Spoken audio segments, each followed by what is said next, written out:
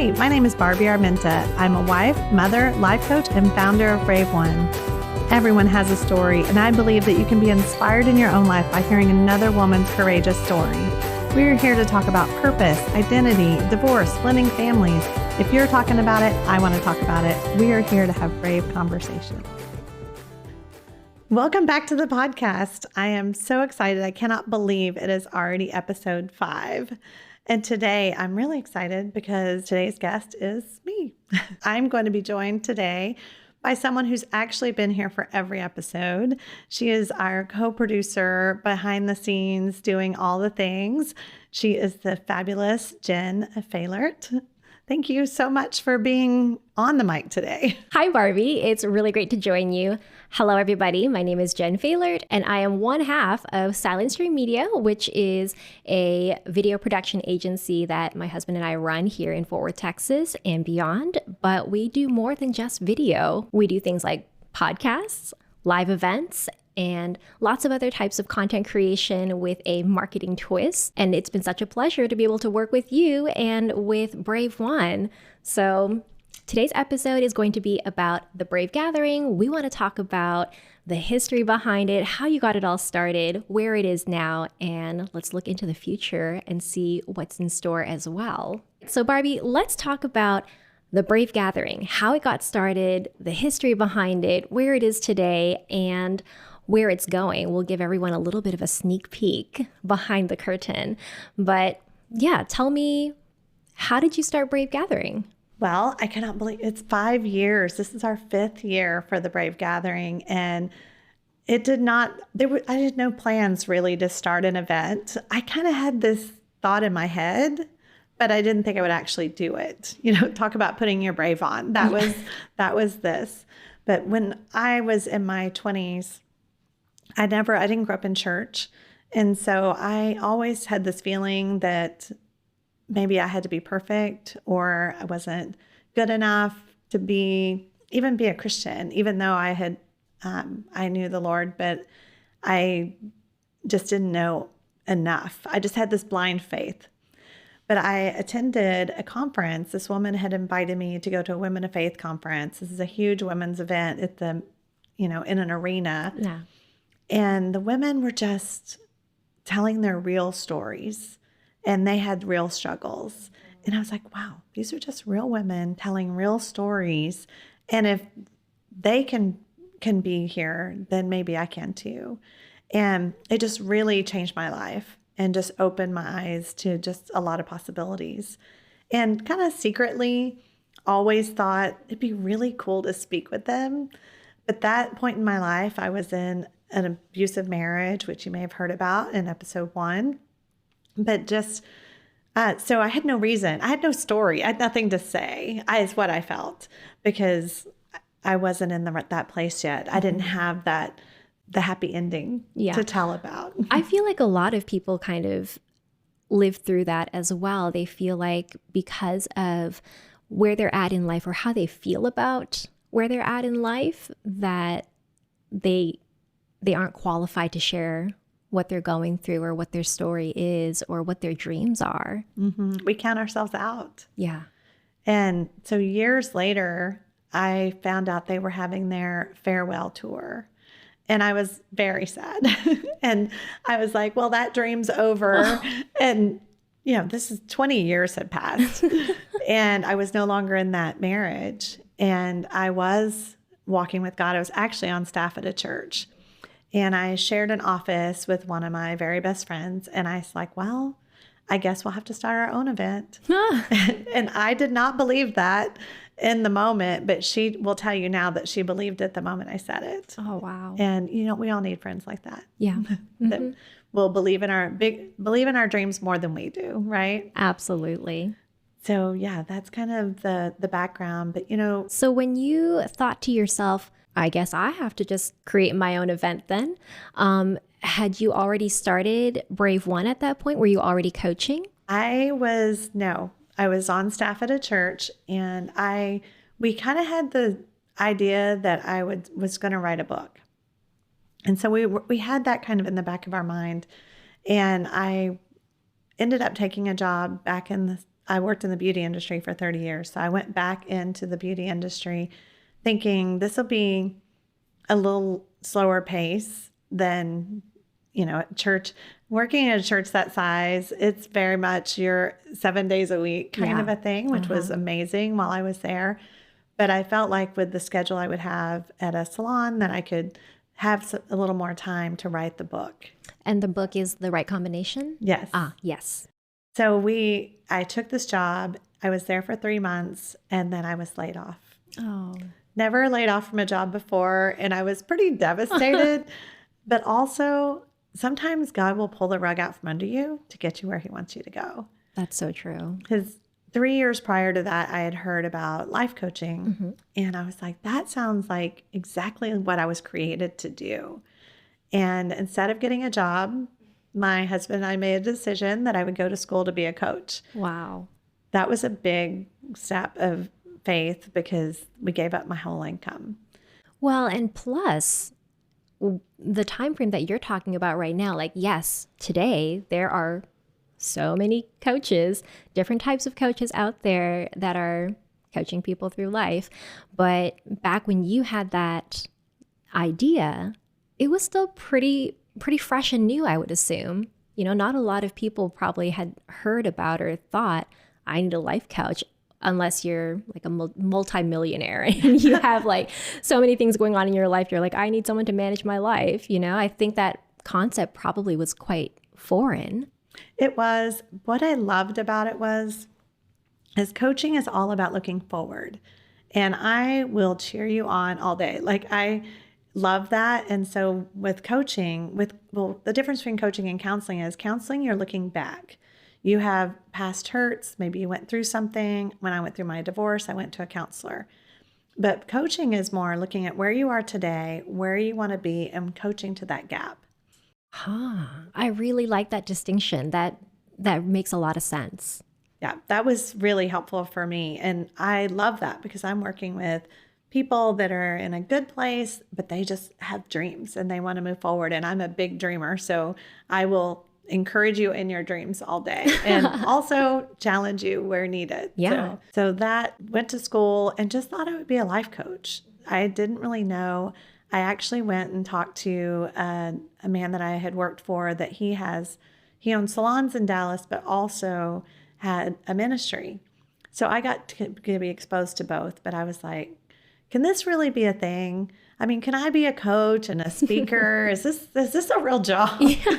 And he was like, the first thing you got to do is make yourself real. Yeah. And he said, you need to make a website. I made a website. It was not the nicest website you've ever seen. It has evolved, but I did. And I started blogging and trying to find my voice and just figure it out. And that was a really great decision, on great advice and that I took. Yeah, definitely. Just to get started. Sometimes it's just that in order for you to actualize a dream and turn it into something real, you just got to take that first step, whether it's a website or a business card or, changing your title on LinkedIn to whatever it is that you want to do, right? Yes. And then we have imposter syndrome. Yeah. And I think so many of us go through that. It's like, oh, suddenly I'm a coach. Suddenly I'm a speaker. Even though I went to school, it's like it's a whole identity shift. When I had been in one career for most of my life, really from the time I was 16, and then to be moving into this new thing and something like you said, it was new, so people didn't understand. Yeah.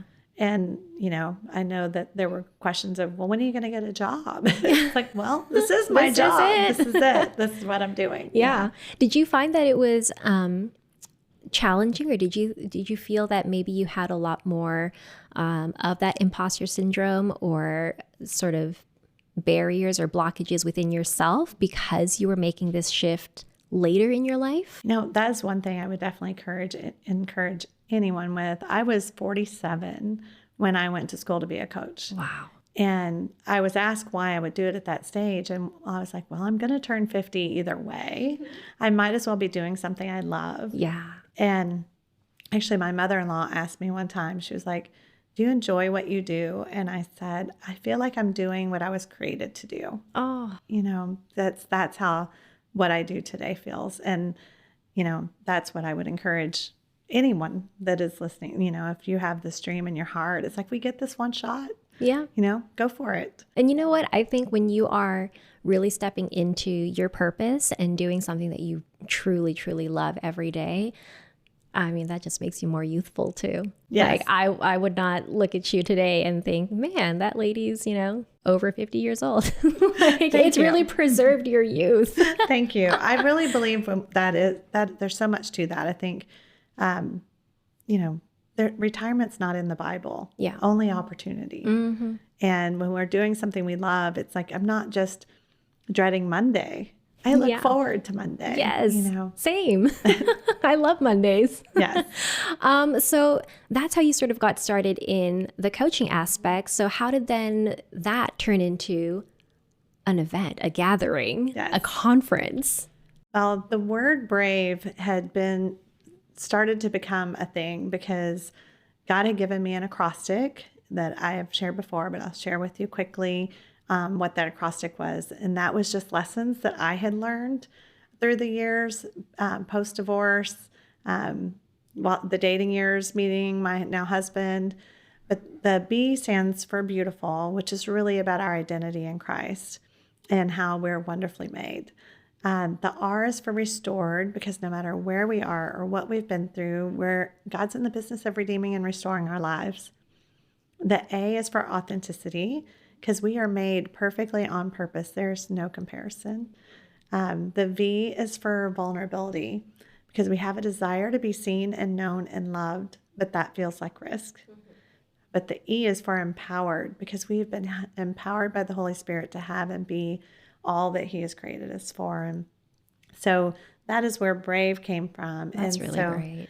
I had this vision for something with an event with real women sharing real stories like I had experienced with Women of Faith. And the Brave Gathering was what had come to mind. Gather means to bring together from scattered places. And that's what I wanted to do, was just, women, whether they were in the church, not in the church, knew the Lord, didn't know the Lord. I just wanted all women to be able to come together. Mm-hmm. So I contacted 4 of my friends on a Sunday night, and I said, hey, can you join me tomorrow night at this coffee house? I just want to share something with you. And they all said yes. And, with busy schedules, the fact they all said yes and were able to come. And I share with them the vision, and they all said yes to that too. Wow. And I kept trying to talk them out of it. That's your imposter syndrome right there. I was like, well, someone already has something that's a brave gathering, and it was totally different. And they were like, what if you're the brave gathering? And so they just kept encouraging. And within a few months, we had put all the pieces together. Wow. It was really amazing. We had all worked together at a church where we had worked on events. So we had a little bit of knowledge. We weren't going in completely blind, but we had never done this. And we did it at a small studio in Addison, Texas. There was 55 people maybe. Yeah. It was small, and we had a donut wall. Oh, everybody loves everyone donuts. Needs a donut wall at their event. We had T-shirts. They weren't the best, but we had T-shirts. We had music. Actually, my daughter-in-law sang. Everything we needed was 1 degree away. Mm-hmm. And God just brought it together in this beautiful way. And we did it a Friday night, Saturday morning, and people just showed up and heard just these amazing stories. And we were just so blessed. And my husband's like, this is an annual event. Yes. And I'm like, yes, it is. And then we did it again. And we did it same place, same concept, no donut wall. We did mix it up a little bit. And also we started for the first year giving bracelets. Mm-hmm. When you check in, you get a bracelet and it says Brave. Uh-huh. And then people were like, how do we get a Brave bracelet? And I'm like, oh, we're doing it again. So each year we've had a different color. Mm-hmm. And it's just become a thing. And it's so much fun to see women posting their pictures, wearing their Brave bracelets, because I want people to look at them. I don't want this to just be an event you come to and oh, that was fun, and you leave. I'm a coach. I want you to be challenged. I want Yes. you to take away some tools and use that in your life. And so having the bracelets be something people were wearing and remembering things they heard, that was really special. Yeah, that's really great. I love that you give everybody something tangible that can be a reminder to them in their daily life. That's really powerful, I think, because it's those little things, those little reminders every day that can help and turn your day around. Yes. So year 3 was 2020. Oh man. So we planned it again for April. We had moved it to Fort Worth. It was going to be in a church in Fort Worth, and we canceled. We went, I remember just those couple of weeks leading up, we were like, what are we doing? Do we have to cancel? Do we want to cancel? And finally just having to make that hard decision. And I told God I wasn't going virtual. And he said, yes, you are. Oh. So he really just opened a door really wide.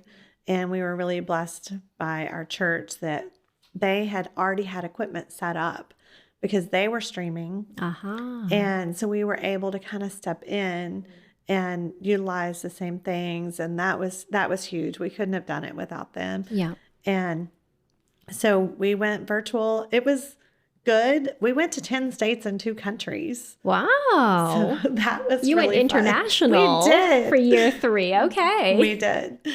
And so that was super exciting. I mean, those stories were still impactful.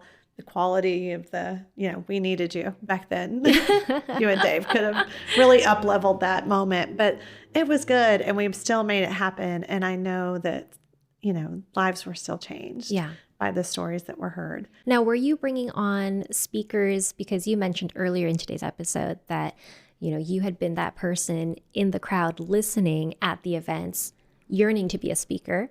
What kind of speakers were you bringing on with your gathering? I want to talk about the things they're talking about. Uh-huh. So I had people from all different backgrounds.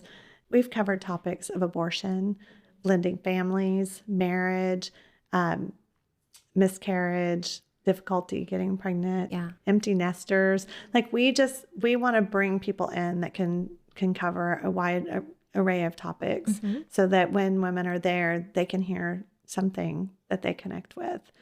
And so I was really blessed to know a lot of amazing speakers. And so, of course, that's where you start. For sure. And so then year 4 was held in the same church, and we did virtual and in person. So still smaller numbers. We had people going both, but we had a speaker out with COVID. Yeah.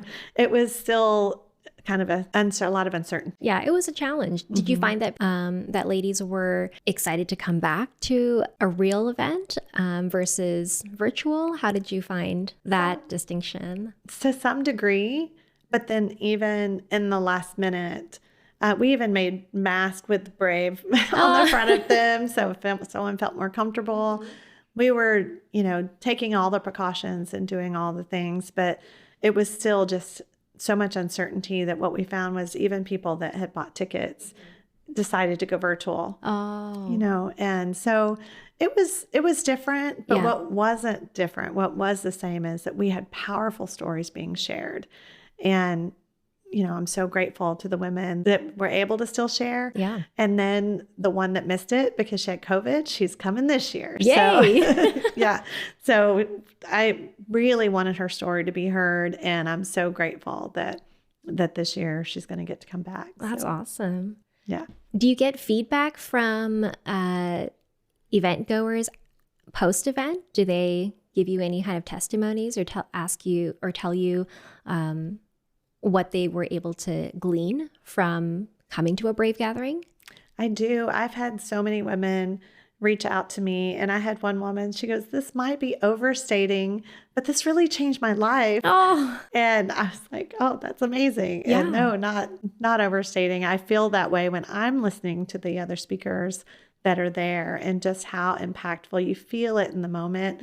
And so when you get to have those times when people do come up and say, oh, when Sherry said this, or Sarah, or whoever was speaking in the moment, just being able to hear those things and get that feedback it's pretty special. Yeah. So I know that you have some plans coming up leading from this fifth event, this next Brave Gathering, that kind of ties into that idea of people sharing afterwards. Yes, we do. Before we get into that, though, let's talk about this year, because this year is Okay. kind of pivotal. Yes. Year 5 of the Brave Gathering. Give us a little sneak peek on what people can expect from this event. What's different? How is it different for you putting on an event this year? This year, it's bigger. We're going big. We're going all in. And we are going to be at the Ridgely Theater in Fort Worth, Texas. And it's just the cutest historic theater, and that we get to kind of step into its story of all the things that have been there in the past. But our theme is revival. And as we talked about 2020 and even 2021 and just all that we've been through, people have gone through divorce, job loss, lost loved ones. And I feel like this is just revival was right on time for this year, because as we're coming out of that it's a fresh start and a new beginning. And so that's sort of, as we were going into this year, that's how I feel. It's like I feel like this momentum and this building of just the excitement and the speakers, the what you and Dave have done with production. Everyone's going to love it. The videos, the brave stories. My heart is to get more women's stories out into the world. Yeah. Because I know that when we hear another woman's story, then we know that we're not alone and that another woman has paved that road. And so this year we have speakers talking on so many different subjects. Patty, who missed last year, she is she's certified in conversational intelligence. Wow. And she's going to talk about conversations with our adult children. Oh. And has written a book on that. And that's amazing. I have 4 adult children, so I love that. And then we have Stacey Danford, that is a neuroscientist, the cutest neuroscientist. You will actually hear from her in episode 6. So look for that. But also, you don't want to miss her at the Brave Gathering, what she talks about and how she correlates scripture and science together, and why we think the way we do and how we can change those patterns. You don't want to miss that.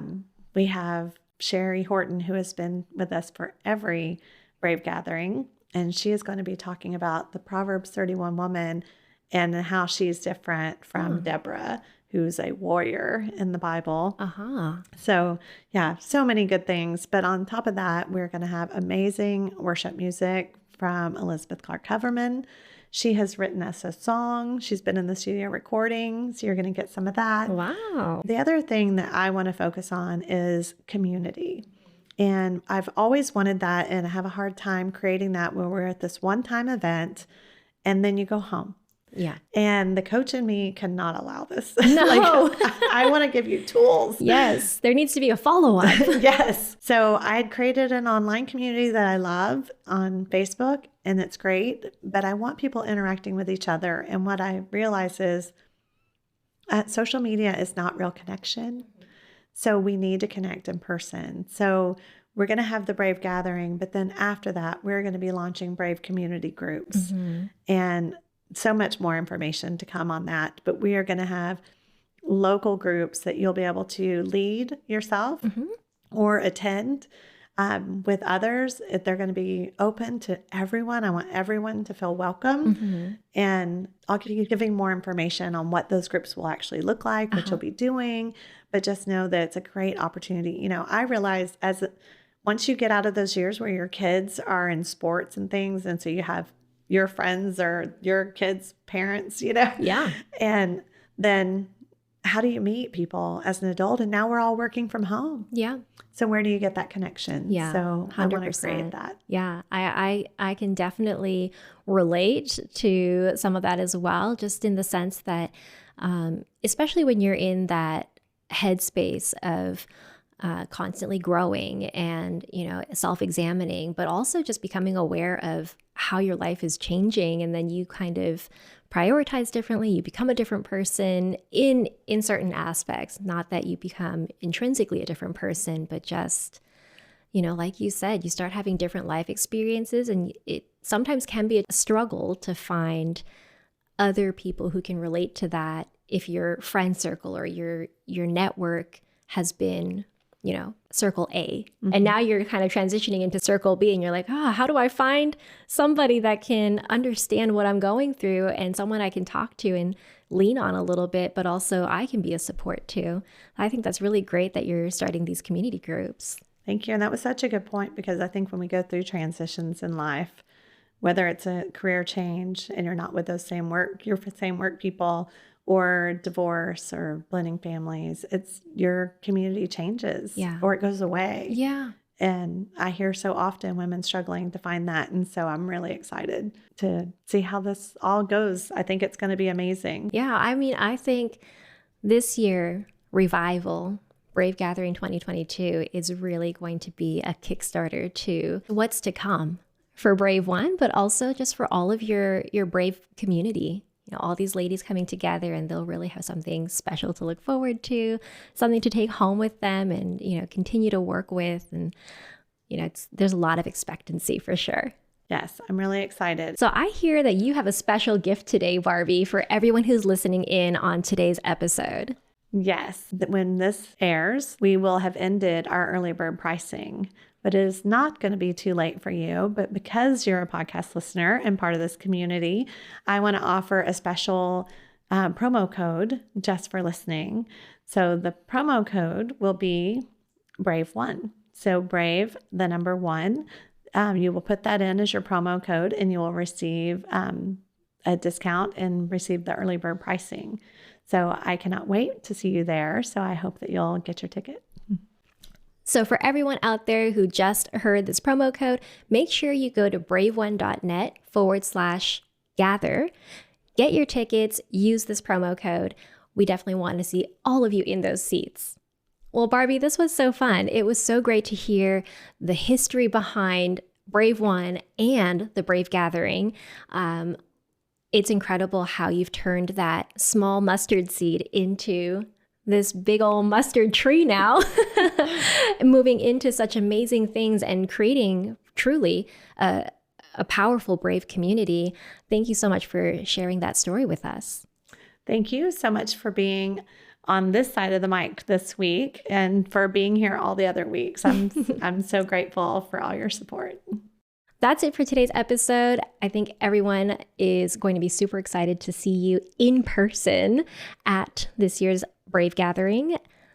We look forward to it as well. It's going to be a fantastic event full of fun, connection, some treats, bracelets, all the things.